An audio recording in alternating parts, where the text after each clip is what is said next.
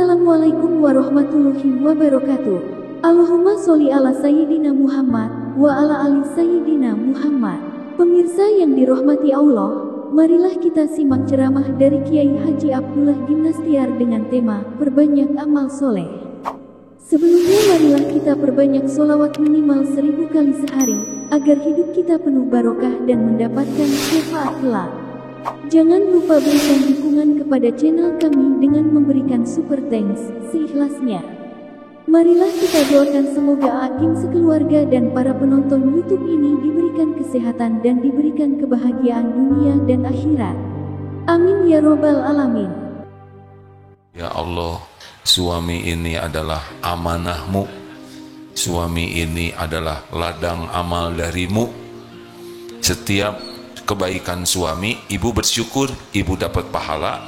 Setiap kekurangan, kesalahan, kejelekan suami, ibu sabar dan ibu bantu perbaiki, ibu dapat pahala. Nah, itulah suami, baru ibu bahagia. Setiap ibu ingin sesuatu, jangan bicara ke suami sebelum bicara kepada Allah. Ya Allah, ini sudah habis tanggal 20 rezeki. Engkau pemilik rezeki. Baru bicara ke suami, Mas, uang sudah habis. Harus kita minta lebih dan ikhtiar lebih. Semoga Allah membukakan pintu rezeki. Antar suami keluar, ikhtiar. Bu, saya mau ikhtiar. Ikhtiarlah Pak. Keluarlah dari rumah sebagaimana burung terbang, pulang dengan perut kenyang. Suami pergi, Pak, saya takut masuk neraka. Tidak apa-apa, sedikit juga yang penting halal. Jangan pulang bawa uang haram. Suami pergi, ibu sujud. Ya Allah, hanya Engkau satu-satunya pembuka pintu rezeki. Hanya Engkau satu-satunya yang bisa memudahkan urusan suami. Allah melihat tidak istri seperti ini? Jawab. Allah suka tidak? Ditolong tidak oleh Allah? Tolong. Pas suami pulang, bagaimana Pak? Alhamdulillah Bu, saya tidak dapat apa-apa. Bapak dapat rezeki pulang selamat. Tidak mungkin Bapak pulang ke rumah ini hidup kecuali Allah yang menyelamatkan. Perkara uang belum dapat, tenang saja Pak. Semuanya ada waktunya. Bahagia tidak begitu?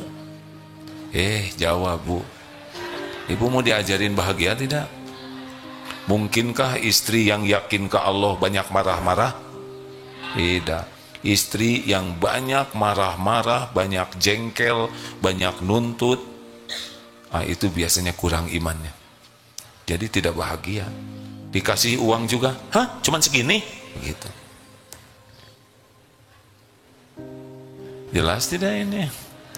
Ibu mau bahagia? Jangan terlalu cinta sama suami. Jangan banyak berharap kepada suami dan jangan takut ke suami, takutnya kepada Allah. Kalau lelaki beda lagi nih. Ini ikut pelatihan STI ya. Tahu STI? Suami takut istri,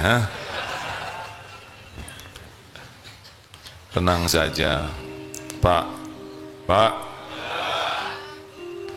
Enak di pesantren tenang ya. Tadinya kan Bapak nikah teh ingin bahagia, betul? Bapak milih si dia tuh kan tadinya supaya bahagia, benar?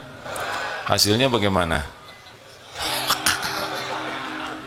Sama Bu, nasibnya.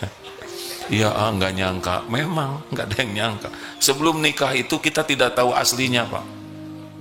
Sebelum nikah itu semuanya serba tidak asli. Tapi sudah nikah baru ketahuan modalnya. Keteknya bau apa, ya kan? Belum nikah nggak ada cerita ketek bau. Ibu kan sebelum nikah tidak tahu suami ngoroknya seperti apa.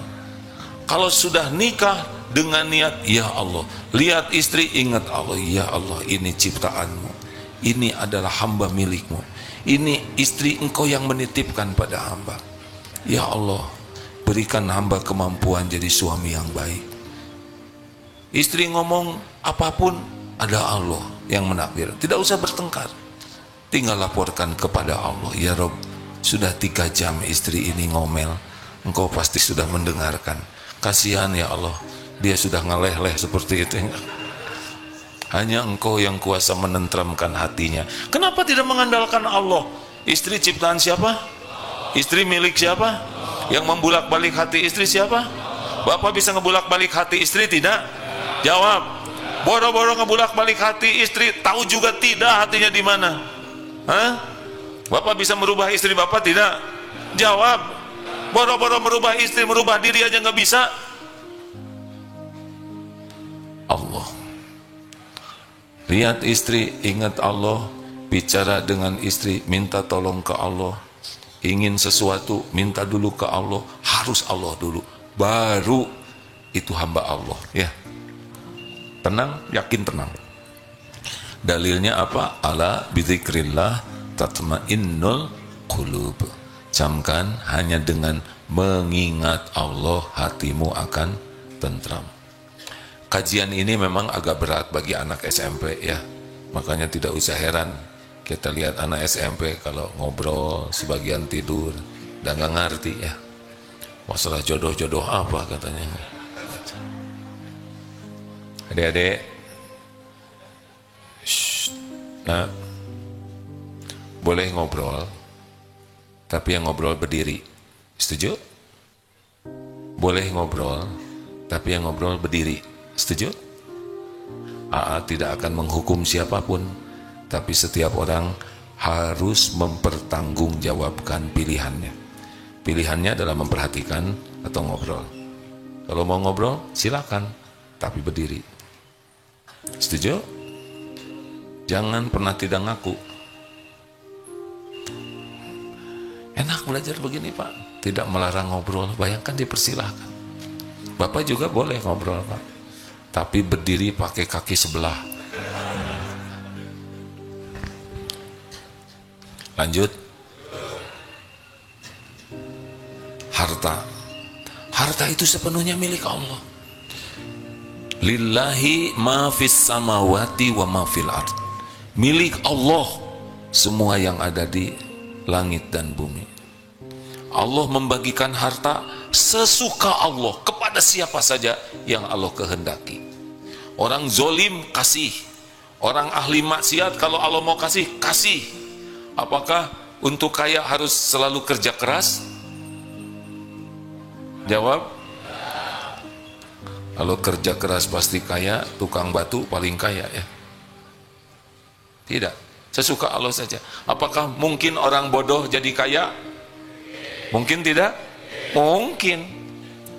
Bapaknya kaya, punya anak bodoh, langsung kaya, ya. Kaya bodoh gitu. Hadirin, kalau Allah mau menyempitkan, sempit. Pasti sempit. Kalau Allah mau ngambil, pasti diambil.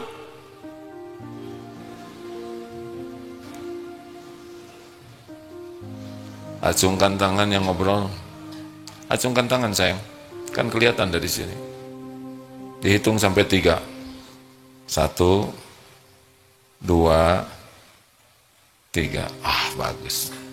Jujur begitu ya. Semoga jadi anak soleh, anak baik hati. Enak kan kalau ngaku, ya. Jadi barusan ngobrol? Ngobrol tidak? Penting tidak ngobrolnya? Tidak penting. Sudah tahu belum aturannya? Apa aturannya? Kan? Kalau ngobrol? Kalau ngobrol? Berdiri. Jadi sekarang gimana dong? Kan? Bagaimana? Perlu dibantu? Diberdirikan? Kan? Jadi gimana? Dihitung sampai 3 ya. 1, 2, kita maafkan aja lah ya, namanya juga masih kecil dan tamu ya kan, nggak enak bapaknya nanti ya. Terima kasih anak sudah jujur, ke depan tahan dari ngobrol ya, dimaafkan jangan, karena rakyat jelata memaafkan, maka sebagai presiden memaafkan. Kalau santri mah Pak direndam ya kan? Gitu. Kalau ngajar tuh nggak usah marah-marah Pak. Yang penting kan anaknya dapat pelajaran untuk bisa mempertanggungjawabkan. Kalau ini salah, tapi ngakunya kan benar. Ngobrolnya salah, ngakunya benar. Kita tidak boleh kepada salahnya saja, ngakunya juga harus kita hormati, karena itu sebuah kebaikan. Jelas Bu? Jadi misalkan suami ibu salah, ibu jengkel, tapi ngaku, nah ibu harus menghargai ngakunya. Bapak kenapa ketawa begitu? Jangan memanfaatkan ceramah ini untuk kepentingan pribadi. Kata si masalahnya istri saya nggak dengar ceramah ini. Ya. Lanjut. Jadi karir itu sepenuhnya Allah yang mengatur. Siapa jadi apa, kapan jadinya. Misal sekarang ya, Mbah Bowo dengan Dek Gibran akan jadi presiden dan wapres. Kalau memang takdirnya jadi, ya jadi. Terlepas seperti yang menjadi polemik, itu mah urusan masing-masing di sisi Allah. Kita di kantor juga begitu. Ini kapan jadi direktur, ini kapan jadi sekretaris, Allah yang ngatur. Tidak usah ribet hadirin, tinggal kerja aja yang benar. Mustahil di sebuah perusahaan semuanya jadi direktur. Ini direktur utama, ini direktur ngepel, ini direktur ngebersihin kaca. Enggak mungkin. Harus bagi-bagi seperti di sini nih sekarang. Qadarullah takdirnya saya jadi penceramah. Enggak mungkin semuanya ceramah. Saya siapa yang dengar? Saudara bagian dengar, saya diuji bagian ceramah, ada yang ditakdirkan bagian dengar. Mana yang paling baik? Yang paling bisa melaksanakan tugasnya dengan ikhlas dan benar. Maka tidak usah ambisius, saya ingin jadi manajer ini, nggak usah. Ingin jadi karyawan baik, ingin jadi karyawan yang bisa melakukan yang terbaik, yang Allah sukai, nanti Allah yang ngatur. Jadi nggak ribet hidup ini. Maaf ya Pak, silakan tanya di sini santri kalau mau pertandingan. Apakah kalau santri mau pertandingan apa aja didoakan menang? Jawab. Pernah saya ngedoakan supaya santri menang? Kenapa tidak? Mau ngapain menang? Tidak penting menang pertandingan. Yang penting pertandingan itu jadi amal soleh buat santrinya.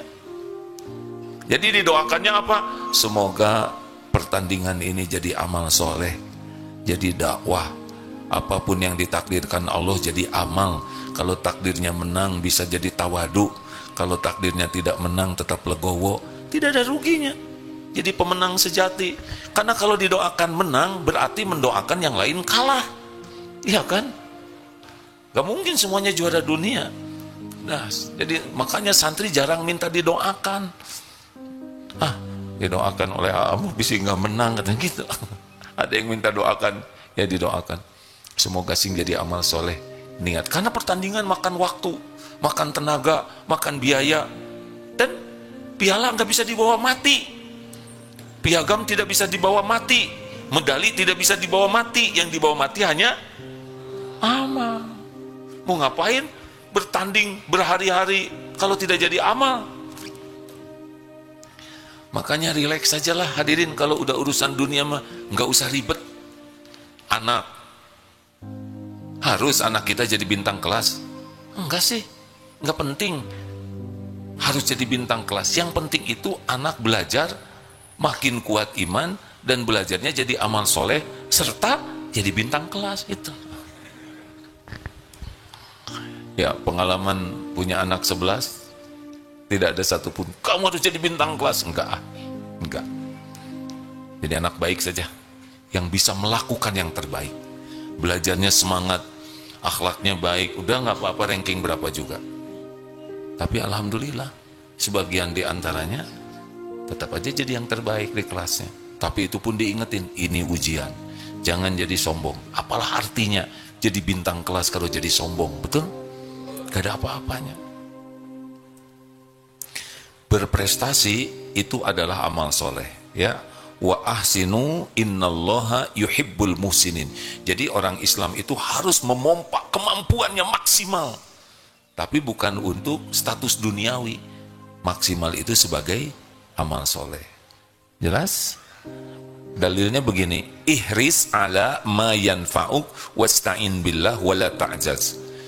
All out lah, bersemangatlah melakukan apa-apa yang manfaat, untuk dunia, untuk akhirat. Wasta'in billah, dan mintalah tolong kepada Allah. Wala ta'zaz, dan janganlah kamu lemah. Jadi itu dalilnya profesional tuh. Jadi kerja keras ini, kerja yang terbaik ini bukan masalah gaji, bukan masalah jabatan, tapi masalah perintah Allah. Ini jujur dulu ya, ini kepada biru putih ini. Jangan langsung soleh ya, kan baru sehari ini ikut pelatihan. Yang asli dulu, jujur ya. Siap tidak jujur?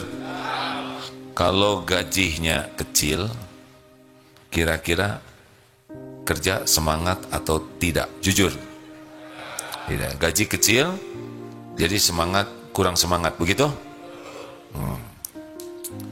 Kalau kurang semangat, hasil kerjanya kira-kira bagus tidak? Hasil kerjanya tidak bagus, gitu? Kalau hasil kerjanya tidak bagus, kira-kira atasan seneng atau marah? Marah. Kalau dimarah-marah terus oleh atasan, maunya kerja atau bolos? Maunya jadi kerja atau jadi malas kerja? Jawab, malas. Kalau malas kerja, kira-kira naik pangkat atau dipecat? Jelas ya. Jelas ya. Berarti kalau dari awal hitung-hitungannya uang, ujungnya buruk. Ada orang yang cari kerja, berapa mau gajinya? Kan kerjanya juga belum, Pak. Saya dengar Bapak orangnya adil dan bijaksana. Lihat saja kerja saya, dan silakan Bapak nilai berapa yang layak. Kerjanya bagus, sopan, akhlaknya baik, ibadahnya terjaga. Ini bos mikir, ini karyawan saya luar biasa, tapi gajinya kecil. Mau saya naikin gajinya, gaji saya yang jadi berkurang. Jabatannya mau saya naikin, di sini cuma 2 jabatannya, dia dan saya. Nanti dia jadi bos saya.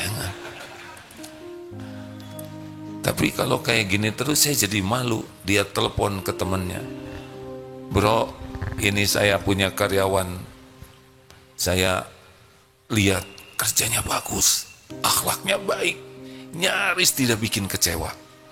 Saya malu karena gaji di tempat saya kecil sekali.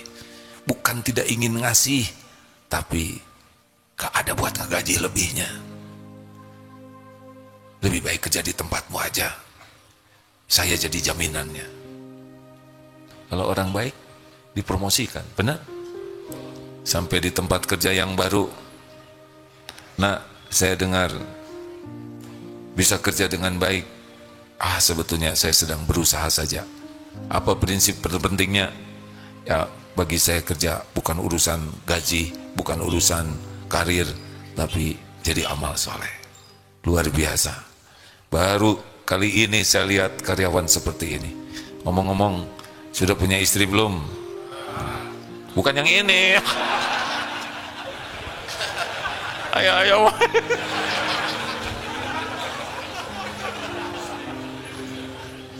Ini terlalu peka. Ini saya lagi cerita karyawan. Ini nih, kalau sudah sangat serius belajar kayak gini, pertanyaan untuk orang lain dia yang jawab. Udah, nggak saya terusin. Ditanya oleh bos tuh, nggak usah ikut jawab. Adek sudah punya istri belum? Belum, Pak. Apa coba kira-kiraan? Mau diapain itu nanya istri sekalian? Apa kata bosnya? Sama deh dengan saya, kata. Wah, namanya juga cerita, hadirin. Baik, lanjutkan ya. Maafin hadirin. Jadi orang yang benar-benar sibuk berbuat hanya mencari penilaian Allah, dia akan bahagia. Dia akan ringan hidupnya. Tidak banyak cemas, tidak terluka. Karena yakin Allah melihat apa yang dikerjakannya. Yakin Allah menyaksikan apa yang diperbuatnya. Ya'lamu bagaimana? Innallaha la yakhfa alaihi syai'un fil ardi wala fis sama. Sesungguhnya bagi Allah tidak ada yang tersembunyi di bumi maupun di langit. Inilah hamba-hamba Allah yang bakal bahagia, enggak ribet, anteng aja. Anteng terus setiap waktu, melakukan apapun yang terbaik. Kalau bicara, pilih kata-kata terbaik. Kalau menjawab, jawab dengan jawaban terbaik. Kalau menyuruh, menyuruh dengan cara terbaik. Dimanapun dia berada, sibuk saja melakukan apapun yang terbaik. Karena dia yakin Allah melihat dirinya dan Allah memerintahkan, wa ahsinu innallaha yuhibbul muhsinin. Berbuatlah yang terbaik, ihsan, karena Allah mencintai orang yang berbuat kebaikan. Selesai hidup ini. Pak, kenapa Bapak kok disiplin sekali di kantor? Karena Allah nyuruh disiplin, Allah mencintai orang disiplin. Supaya karirnya bagus ya? Maaf Pak, saya tidak ada urusan dengan karir saya. Urusan karir biarlah Allah yang mengatur. Kenapa saudara jadi karyawan jujur banget? Karena Allah memerintahkan jujur, Allah mencintai orang jujur. Pengen jadi itu ya, karyawan teladan? Saya tidak ada urusan dengan sertifikat atau penghargaan. Urusan saya, Allah menyukai saya. Perusahaan ini bangkrut, kalian harus PHK. Nggak apa-apa ya? Tidak apa-apa Pak. Dulu saja rezeki saya sudah tertulis sebelum saya dilahirkan ke dunia ini. Kalau di PHK di sini berarti akan ada jalan lain rezeki saya. Nggak ribet Pak. Orang yang ribet itu yang punya Tuhan lain selain Allah. Menuhankan atasan, menuhankan kerjaan, menuhankan bisnis, menuhankan klien. Apa?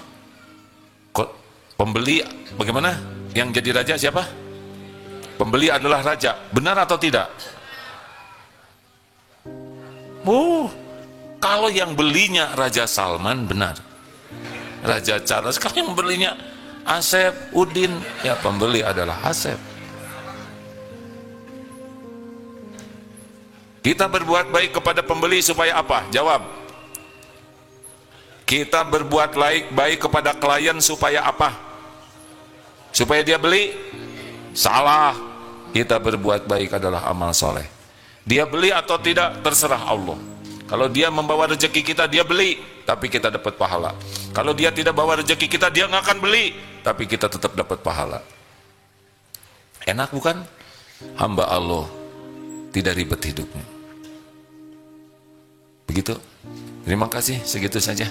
Mak dari 1000 jelajah, 1000 hikmah, 1000 masjid. Kapan dari Jogja? Kemarin. Lama sekali sampai ke sininya ya. Wes boten nopo-nopo. Kula ngaturaken matur suwun sanget nggih. Kula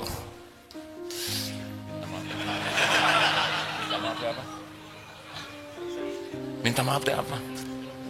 Kula nuwun, bukan kula nuwun. Kula minta maaf ya. Maafkan andai kata. Ya silakan dari Yogyakarta dulu, ada yang mau nanya? Ono pertanyaan? Ya asal sia-sia.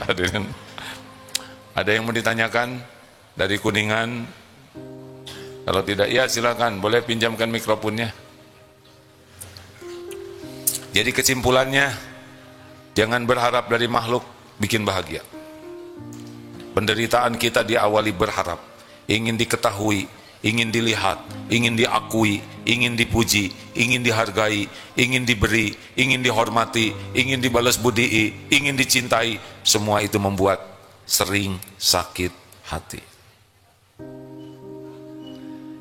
Begitu Bu?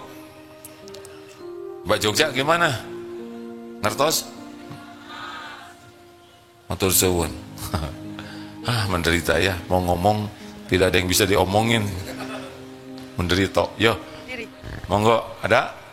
Assalamualaikum warahmatullahi wabarakatuh. Waalaikumsalam warahmatullahi wabarakatuh. Alhamdulillahirabbil alamin. Allahumma shalli ala Muhammad wa ala ali Muhammad.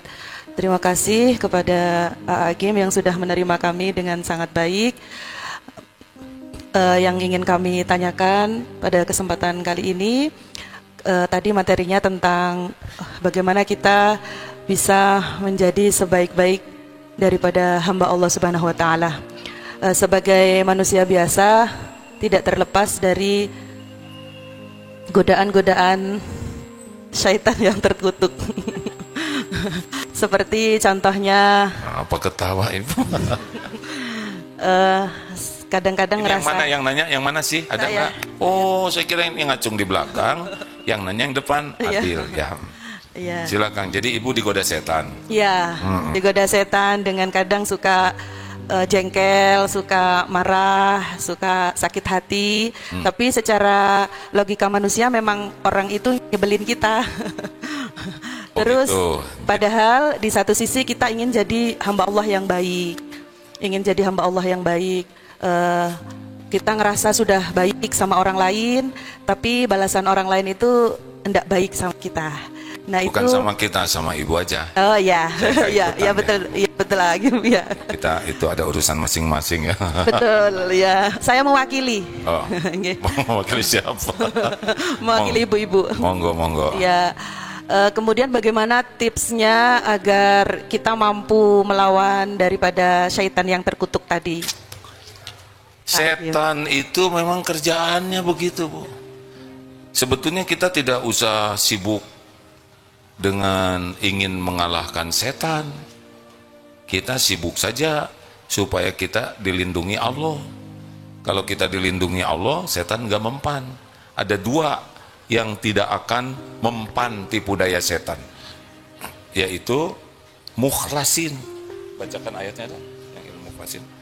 Dan mutawakkilin. Jadi Ibu kalau makin ikhlas, dari tadi tuh ilmunya sebetulnya ilmu ikhlas ya. Saya akan bantu ikhlas. Ada dua yang tidak akan ditipu setan, yaitu adalah orang yang ikhlas dan tawakal. An-Nahl 99 diantaranya itu ya. Dan Shod ayat 8883.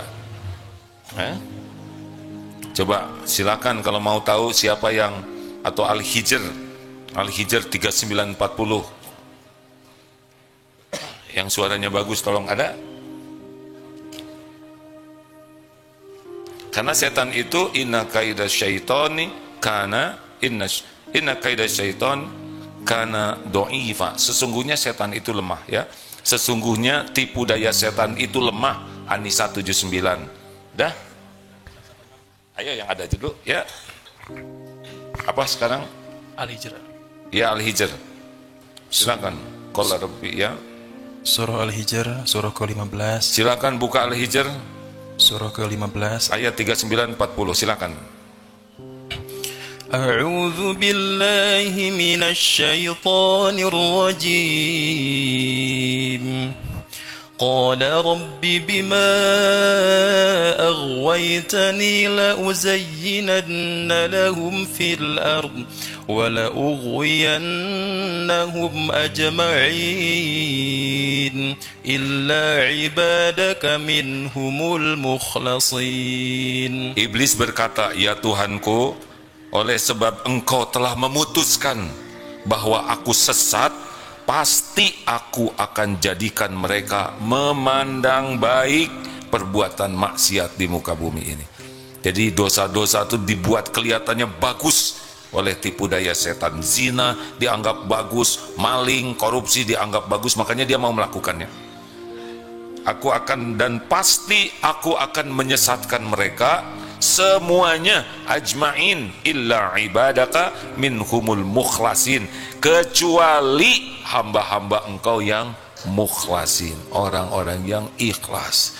Jadi orang-orang ikhlas, ini tadi ilmu yang diajarkan tuh ilmu ikhlas ya. Kalau ibu mau melakukan begitu, ibu akan lebih terpelihara dari setan. Maaf ya, tadi kan ibu jengkel, kecewa, sakit hati. Kenapa? Karena ibu berharap dari selain Allah. Ngarep-ngarep dia berterima kasih, ngarep-ngarep dia tahu diri, ngarep-ngarep dia balas budi. Nah itu, orang ikhlas itu di sini mengharapkan ucapan terima kasih aja enggak. Mengharapkan orang lain tahu aja kebaikannya tidak. Kalau di sini masih ada keinginan orang lain berterima kasih, orang lain tahu, orang lain memuji, udah pasti itu makanan setan. Ditipu aja terus. Coba, Bu, ini pertanyaan umum ya. Bu, Ibu, khusyuan mana Ibu? Sholat atau dandan? lelaki, anak kecil nggak usah ikut jawab, pakai dandan sekarang. SMP hadirin harus sabar. Khusuan mana mak? Sholat atau dandan? Jujur, jangan langsung serehah, yang asli dulu. Dandan. Sholat mah jarang ingat Allah, tapi dandan meni khusyuk. Kenapa? Karena sibuk dengan penilaian orang. Bu, ibu, makin ingin kelihatan keren, makin ingin kelihatan cantik, makin ingin kelihatan awet muda, makin ingin kelihatan langsing, makin sengsara. Iya kan, dipotret juga tahan. Jadi matanya terbeliak ke atas. Tapi memang fitrahnya perempuan ingin kelihatan cantik, yang jangan itu diperbudak, ingin kelihatan cantik. Terima jadi tua tuh ya, nggak mungkin kita remaja terus. Ibu tidak boleh loh memaksakan diri pakai seragam SMA kemana-mana. Udah selesai waktunya ya. Ini juga nih, mentang-mentang kelas 7 sekarang pakai seragam SD. Emang seragamnya sama, tapi bentuknya apa yang berbeda. Kita ini jadi seperti lemper ya. Astagfirullahaladzim. Ini bapak ngeganggu terus Bu, jadi caranya ibu harus belajar tentang ilmu ikhlas, dan ibu harus berlatih terus-menerus untuk belajar ikhlas. Sudah tahu ikhlas seperti apa? Kalau diibaratkan di tubuh seperti jantung, berdetak tiap saat, berdegup tiap waktu, tidak pernah sibuk menonjolkan diri. Dia kerja terus siang malam, dari mulai kita janin sampai kita meninggal, enggak ribet terus. Yang suka menonjolkan diri tidak pada tempatnya, ambeien, sakit, jerawat, sakit, bisul, sakit. Makanya karyawan yang suka sibuk menonjolkan diri namanya karyawan. Karyawan ikhlas mah anteng aja melakukan yang terbaik. Kalau ada atasan dia overacting, nah itu namanya karyawan bisulan. Atau seperti gula, teh manis tidak pernah disebut teh gula, padahal gula yang bikin manis.